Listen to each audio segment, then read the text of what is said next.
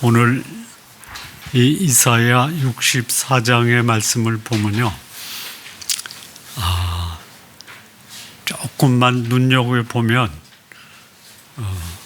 한 구절에 적어도 2번 이상 등장하는 단어가 있습니다. 뭘까요? 주입니다. 주.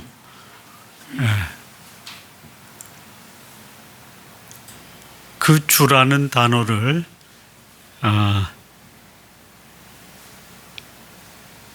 이 8절 말씀을 보면요, 그 주는 누구냐면 여호와와 우리 아버지입니다. 이 64장 1절에서 12절까지 말씀을 읽다 보면 주, 여호와, 아버지라는 단어가 무려 24번 나옵니다. 그런데 지금 이렇게 이 선지자가 주여, 여호와여, 아버지여 라고 절박한 심정으로 하나님을 찾을 때 대다수의 바벨론 포로에서 예루살렘으로 귀환한 유대인들의 상황을 보면요, 예루살렘은 황폐했습니다. 가뭄에 시달리면서 먹을 것을 먹지 못하는 상황입니다. 그리고 외부의 침입으로 그들은 두려움과 소위 영혼의 피곤함을 경험하는 그 시기에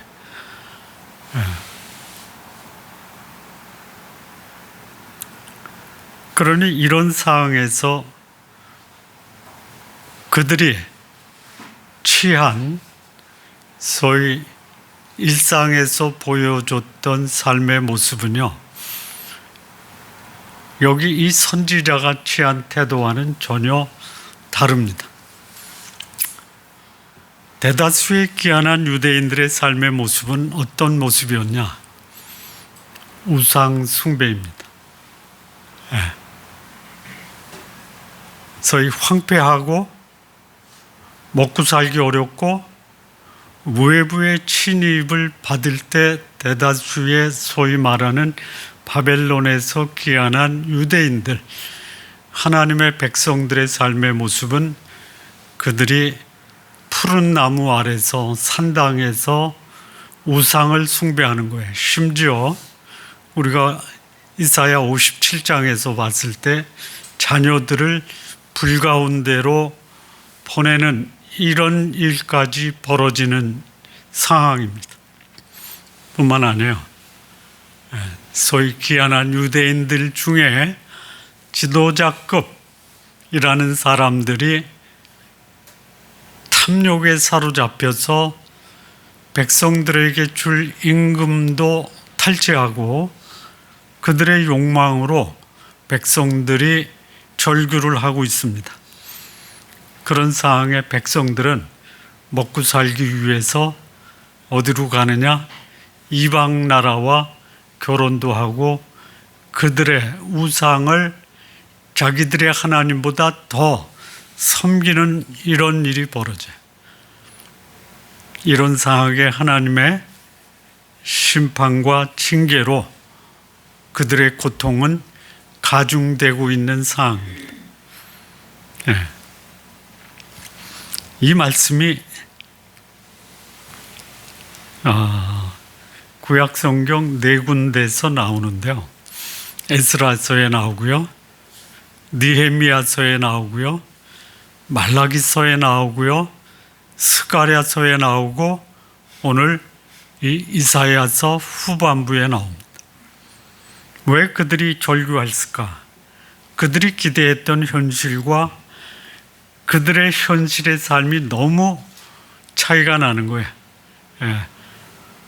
예루살렘으로 돌아오면 하나님이 그들에게 모든 것을 준비해 놓고 그들은 예루살렘의 삶을 평안 가운데 풍족한 삶을 누릴 것이다 라고 했는데 돌아와 보니까 어때요? 돌아왔는데 상황은 폐허해요. 먹고 살기 어려워요. 외부가 그 땅을 점령해서 오히려 그 예루살렘에 귀환한 유대인들을 괴롭히는 거예요. 여러분, 외부의 침략을 받는 것과 경제적으로 어려운 게 어느 게 더 힘들어요? 둘 다 힘들죠.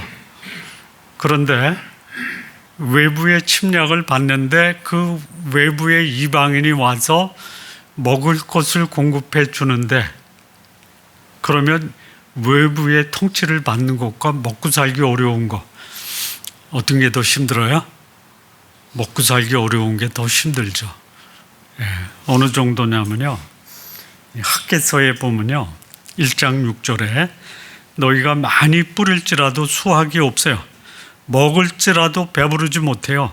마실지라도 흡족하지 못하고 입어도 따뜻하지 못하고 일꾼이 삭슬 받아도 그것을 구멍 뚫어진 전대에 넣음이 되었다. 그리 상황이 얼마나 힘들어요. 그러니 거기서 바벨론에서 포로된 자유는 누리지만 그들의 형편은 절규와 고통, 그리고 하나님을 향한 원망이 쏟아진다라는 거예요. 그래서 그들이 시선을 어디로 돌리냐면 이방인의 침략에 고통을 당하면서도 자기들에게 도움을 주는 이방인과 혼인도 하고 그들 문화에 동화가 되는 거예요. 이 스가랴 10장에 보면요, 이방 여인이 올 때 그들이 가져온 우상을 함께 들여와서 그 이방인의 종교와 문화에 동화가 되는 거예요.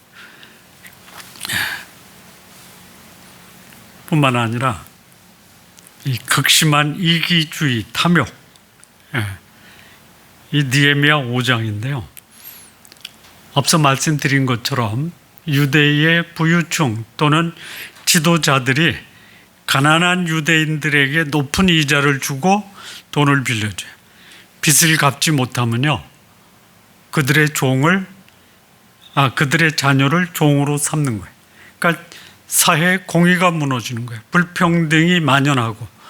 그러니 하나님이 포로에서 귀환해서 자유를 주지만 그들이 여전히 노예 생활에서 벗어나지 못하고 그들은 하나님의 진노를 사는 범죄인이 됐다 이거예요.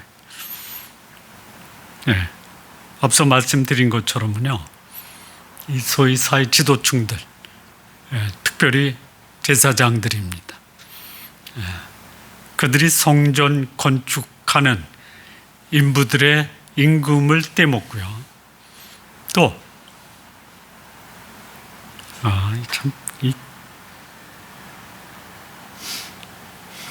재미난 일이 벌어집니다.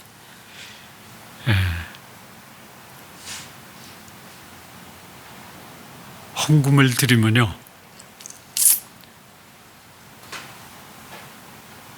헌금을 착복합니다. 말라기서에 보면 오늘날도 목사들이 왜곡해서 전하는 게 뭐냐, 11조를 도적질하지 마십시오 그러죠. 그 도적질하는 것이 누구예요? 말라기서의 소위 책망의 대상은 누구냐면요, 제사장들이에요. 근데 그들이 성도들이 드린 재물 있잖아요. 재물, 요거는 자기들이 빼돌리고 자기들이 시장에서 구해온 소위 흠 있고 점 있는 거 있죠. 그러니까 재물로 하나님께 드려서는 안 되는 것을 드린다고 그래요. 병들고 흠 있는 제물을 드려요. 이게 제사장. 또 그들이 성전 곳간에 있는 11조를 그걸 뭐라 탈취하는 거예요.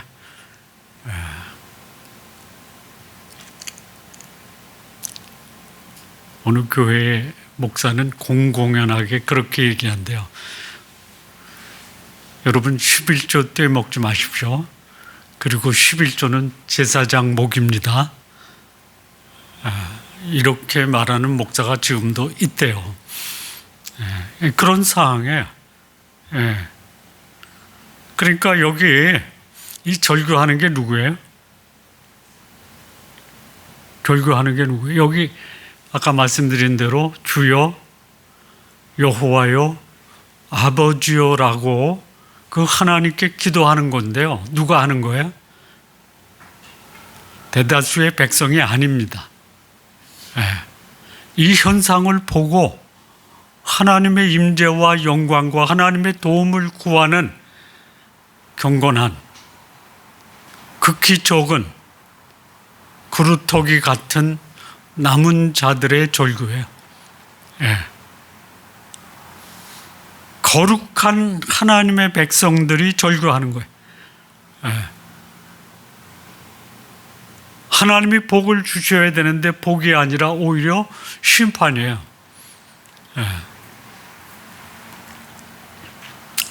하나님의 심판은 그들의 죄를 정화시키고 거룩한 하나님의 나라로 회복하기 위한 거예요.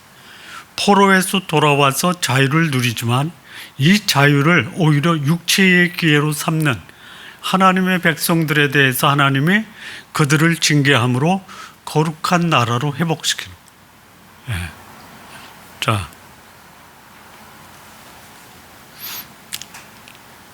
이 이사야 64장의 제목을 어떻게 잡았냐면요, 이 심판의 자리를 은혜의 보좌로 나가게 하는 이 기회로 삼는 자, 그들은 하나님 앞에 어떤 모습으로 드러내느냐. 여기 1절부터 4절 보면요, 원수와 이방 나라로 인해서 절망 속에서도 하나님의 강림을 구하고 있다라는 것. 이 문제 해결자는 누구예요? 하나님입니다. 그런데 여기 보면은요, 하나님 나타나셔서 그 원수와 이방 나라를 멸하여 주십시오 이렇게 기도하는 것이 아니라 그들로 하여금 하나님이 어떤 분이신지를 알게 해 주십시오.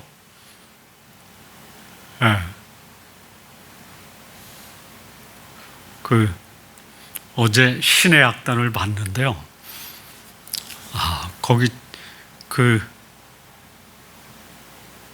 보이부 소자하고 대의가 나오잖아요. 나중에 끝물에 그 소자가 대의한테 이런 말을 해요. 너도 보았냐? 이렇게 물어봐요. 그랬더니 그 대의가, 그리고 둘이 순교하죠. 나머지 그 악단은 탈북시키고. 가짜 찬양단을 만들어서 찬양을 하면서 거기서 그들이 뭘 보느냐? 찬양 속에 나타난 하나님의 영광을 보았다.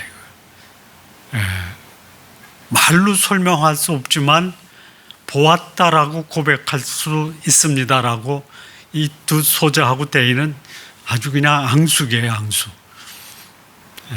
그 둘이 힘을 합쳐서 찬양단을 탈북시키는.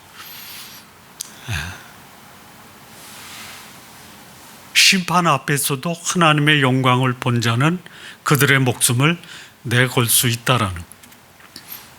자, 하나님의 영광을 구한 자, 그 영광의 앞에서 그들이 자신의 모습을 봤을 때 어때요? 그게 5절에서부터 7절까지 말씀해. 여기 5절 보면요, 주께서 기쁘게 공의를 행하는 자와 주의 길에서 주를 기억하는 자를 선대하셨습니다. 하나님의 영광을 본 거예요. 그런데 그 하나님의 영광 앞에 선 자신의 모습을 보니까 어때요? 우리가 범죄함으로 주께서 진노하셨다. 예. 하나님의 영광 앞에서 자신의 모습을 본 자는 그 하나님의 징계가 자신의 죄로 인한 것이다라는 것을 고백할 수밖에 없다라는. 예. 그리고 8절부터 12절까지는요. 하나님의 영광 앞에 자신의 죄의 모습을 자각한 사람이 하나님은 그들에게 누구로 등장하시느냐? 아버지로 등장하는 거예요. 아버지. 예. 그래서 그 아버지 앞에 담대히 나가요. 뭐라고요? 저를 빚어주십시오. 당신은 나의 아버지시면서 제 인생을 빚으시는 토기장이입니다라고 고백하는 거예요. 예. 이게 이사야 64장의 핵심입니다. 자, 그런데 오늘 이 말씀을 설명하는 것보다 이 말씀 속에 나타난 우리가 고민하면서 생각해야 될 이 두 가지를 좀 말씀을 드리려고 합니다. 소위 하나님의 영광을 본 자의 기도와 자신의 문제 해결을 위해서 기도하는 자, 하나님의 영광을 본 자의 기도와 자기 문제 속에 빠져서 하나님을 원망하는 자 기도해요. 예, 어떻게 다른가? 그 다음에 거룩함을 추구하는 자와 자기의 욕망을 추구하는 자는 어떤 삶을 사는가? 이 두 가지가 비슷한데요. 하나님의 영광을 본 자의 기도, 자기의 필요를 해결해 주시기를 기도하는 자. 예. 조금 다른 차원에서 좀 말씀을 드리면요.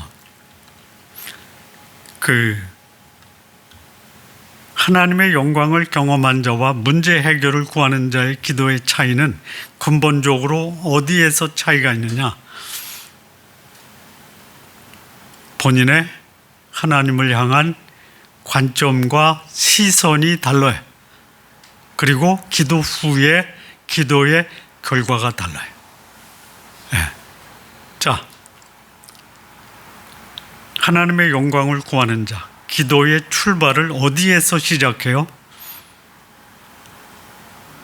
하나님으로부터 시작해요. 네. 그런데 소위 이 필요를 해결하는데 자기의 시선을 맞추는 사람은 기도의 출발을 어디서 해요? 나에게서 시작해요. 나의 뭐요? 결핍. 네. 내 상황이 고통스럽고 힘들어도 내 삶의 그 시선과 관점이 하나님 사람은 형편이 좋아도 형편이 나빠도 이 기도의 시작이 하나님과 더불어 시작한다라는 거예요. 그런데 문제 해결에 초점을 맞추는 사람의 기도는 기도의 시작점이 뭐예요? 결핍이에요. 결핍. 결핍하지 않으면 기도하지 않는다. 예.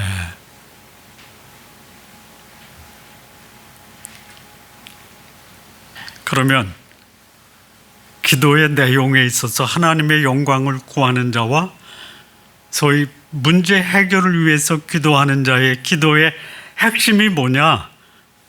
예? 문제 해결을 구하는 자는 문제 해결이에요. 다시 말하면 상황의 변화예요. 배고프면 배부르고 부족하면 풍족해지고 미움을 받으면 관계 해결되는 게 기도의 내용이에요. 그런데 하나님의 영광을 구하는 자의 기도의 내용이 뭐예요? 당신은 나의 토기장이입니다. 나를 만들어 주십시오. 내 삶의 주인이 당신입니다. 라고 하는 하나님의 통치란 말이에요. 예.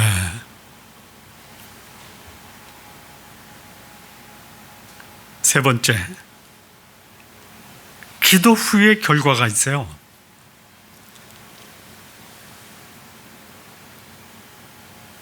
문제 해결을 구하는 자는 기도의 결과, 기도의 응답이 되면 어떻게 돼요? 예? 어떠냐면요, 안도감이에요. 한숨 푹 쉬는 거야. 해결됐구나. 예.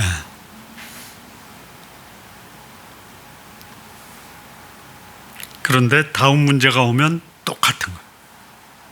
하나님의 영광을 구한 자는 뭐예요?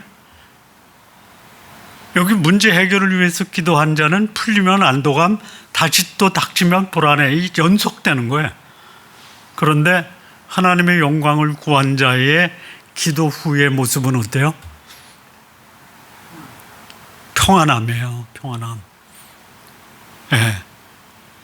근본적으로 문제가 있던 없던 마음에 평안을 누리는 거예요. 예. 그러니까 이 문제 해결 중심의 기도는 문제예요. 문제 해결해 주십시오. 하나님의 영광을 구하는 자의 기도는 하나님의 영광을 보여주십시오. 그렇다면 이 문제 해결을 위해서 기도하는 자는 하나님은 뭐예요? 수단이에요. 수단. 예. 문제 해결자예요. 예. 결핍의 공급자예요.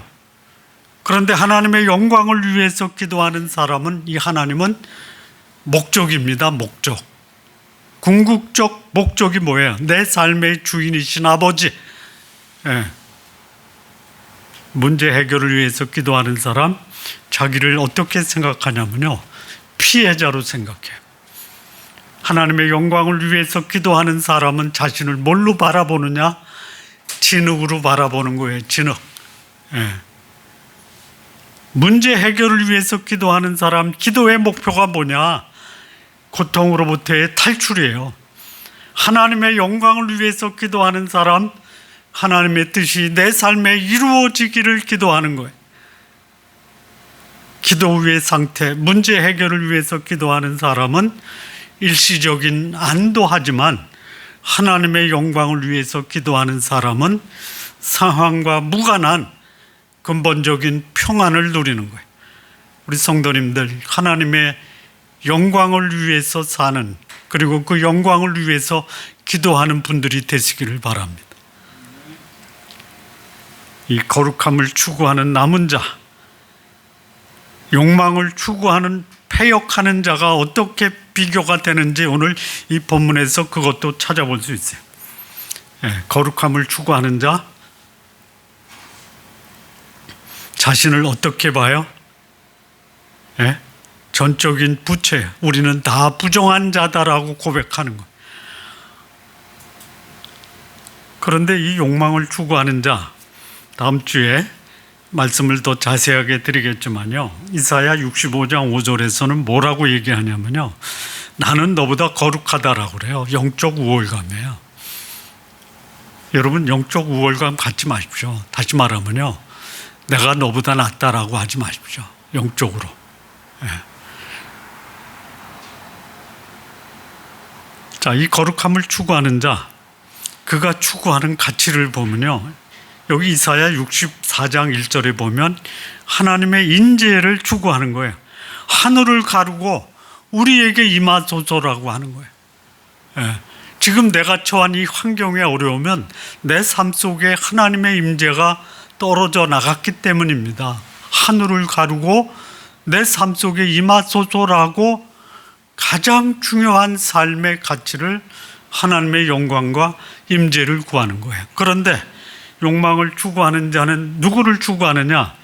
여기 이사야 65장 11절에 보면 이 두 이방신이 나오거든요. 갓이라는 이방신과 문이라고 하는 이방신이 나오는데요. 이건 뭐냐? 이게 바알과 아세라와 똑같아요. 예, 갓은 무슨 신이냐? 행운을 가져다 주는 신이에요. 문이는 누구냐? 운명을 결정하는 신이에요. 내 현세의 상황을 행운과 운명에 맡기는데, 이것이 바알과 아세라, 번영과 타산으로 나를 축복해 주십시오. 그게 내 신이에요. 예. 이 거룩함을 추구하는 자, 그가 자기 삶에 고난을 당할 때 이 고난을 어떻게 이해하느냐? 어떻게 이해하느냐면요, 이것을 연단의 과정, 회개의 기회로 삼는 거예요. 예. 그런데 이 육체의 욕망을 추구하는 자는 이 고난을 원망과 불평의 조건으로 생각하는 거예요. 나는 이런 상황에서 내 죄를 보는 것이 아니라 이렇게 나를 고통 속에 몰아가신 그 하나님이 나의 원망과 불평의 대상이다라는. 그리고 누구를 찾아가는 거예요? 갓과 문의를 찾아가는 거예요. 그런데 여기 거룩함을 추구하는 자, 하나님을 어떻게 받아들이느냐? 내 인생을 빚으시는 그분은 내 인생의 통치자이고 토기장이다. 나는 진흙이다라고 나를 바라보는 거예요.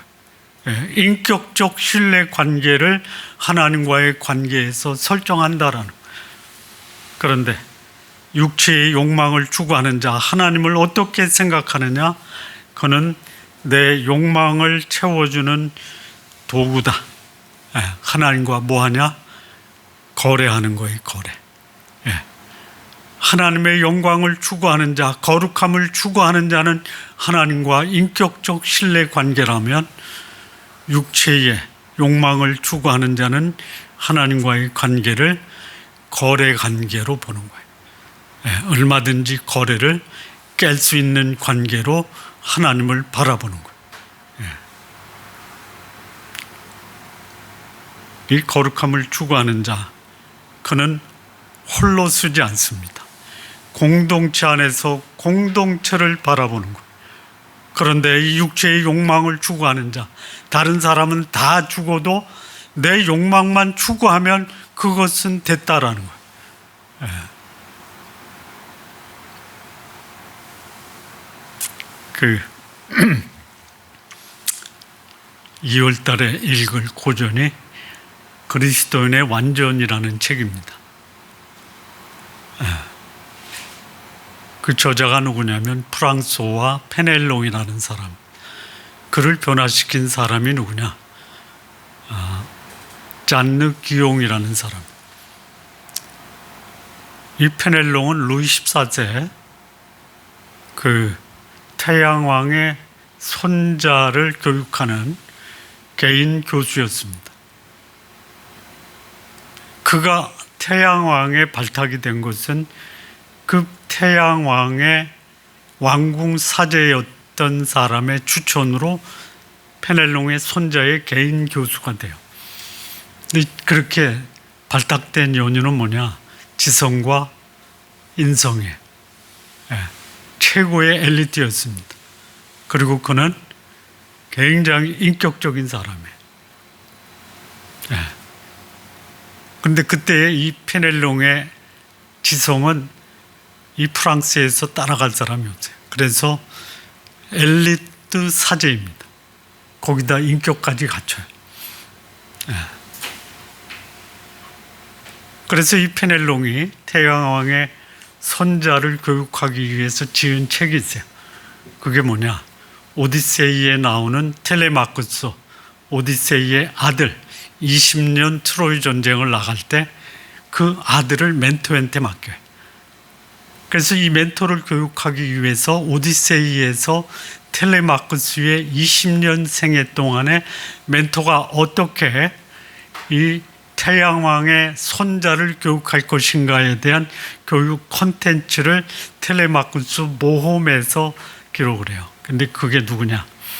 태양왕의 그 악행과 비리와 인격적 그 결함을 지적하는 거예요. 그렇게 이 태양왕의 손자를 키우지 않겠다. 그게 쫓겨나요. 쫓겨나서 만난 사람이 누구냐면 잔느 귀용이라고 하는 그 귀족의 부인이 결혼해서 남편에게 학대받고 감옥에 갇히다가 그 페넬롱이 왕궁에 들어가서 그 태양왕의 손자의 개인 교수가 되도록 추천한 왕궁 사제의 도움으로 잔느 귀용이 석방이 돼요. 그때 만나요. 잔느 귀용과 페넬롱은 3살 차이입니다. 잔느 귀용이 나이가 3살이 더 많아요. 거기서 만나면서 이 페넬롱이 잔느 귀용의 그야말로 인생을 변화시키는 그 충격을 경험하면 그게 뭐냐? 자기를 비우는 거예요. 자기를 비우는 거. 그래서 이 페넬롱의 작품 그리스도인의 완전은요, 크게 두 가지예요. 첫째는 뭐냐? 하나님 앞에서 자기를 비우는 거예요. 자기를 비우는 거예요. 그거를 정적주의라고 그래요. 자기를 비우는데 또 하나는 뭐냐? 그야말로 다 비우는 거예요. 마음만 비우는 것이 아니라 모든 자신의 재산과 명예와 이 모든 것을 비우는 거예요. 그리고 그는 온전한 평안을 누려요. 그래서 이 그리스도인의 그 안식이 그리스도인의 완전, The Christian's Perfection이라고 그래요. 그 파트 1의 1, 2장이 뭐냐? 그리스도를 아는 것과 그리스도를 아는 지식과 그 3부가 뭐냐? 그리스도의 임재. 그걸 누구한테 배웠냐? 잔느 기용한테 배우는 거예요. 그렇게 극한 학대와 불안 속에서 어떻게 저런 영성이 나오는 거예요. 그래서 페넬롱과 잔느 기용의 영향력을 찾아보니까요, 현대 개신교의 영성가들이 페넬롱과 잔느 기용의 영향을 받고 그들의 삶에 진정한 완전과 평안을 누렸다라고 평가하고 있습니다. 근데 그 삶이 언제부터 있었어요? 아주 오래전부터 있었어요. 그게 누구예요? 이사야예요. 그렇다면 오늘 이 시대에 평안을 누릴 수 있는 사람이 누구냐? 하나님의 임재를 구하고, 그리고 하나님 앞에서 자기를 비우고 철저하게 자기의 부정된 것을 자각하고 하나님이 나를 빚으시도록 내어드리는 그 사람이 이 시대의 이사야요, 이 시대의 페넬롱이요, 이 시대의 잔느 기용이다라는 거예요. 우리 성도님들, 내 삶이 참 살아가기 어려워요. 쉽지가 않아요.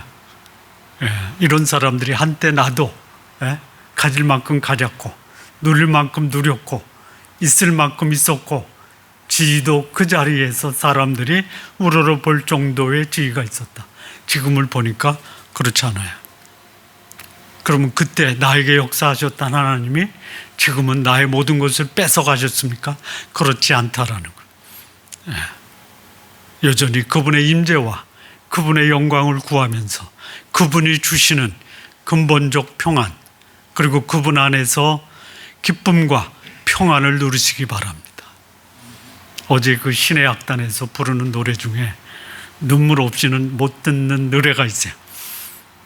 고통의 멍에 벗으려고 주께로 옵니다. 그 다음 구절이 뭐예요? 그 다음 구절이 뭐예요? 있잖아요. 자유와 기쁨 주시는 주께로 옵니다. 저는 자유를 평안으로 바꿔서 부를 수도 있겠다라는 생각. 고통의 멍에 벗기 위해서 주께로 나오시기 바랍니다.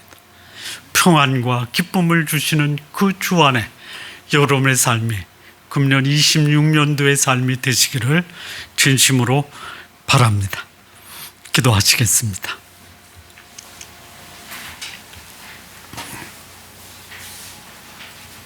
하나님 아버지, 하늘을 가리고 우리에게 임하여 주옵소서.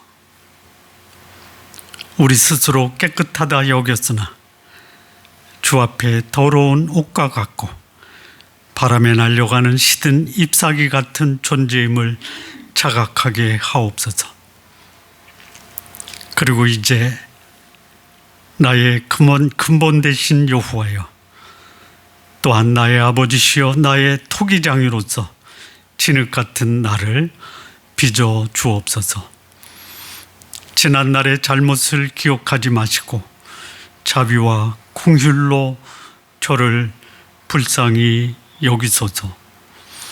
저의 삶의 유일한 소망을 하나님으로 삼고 살아가게 하옵소서. 예수님의 이름으로 기도합니다. 아멘.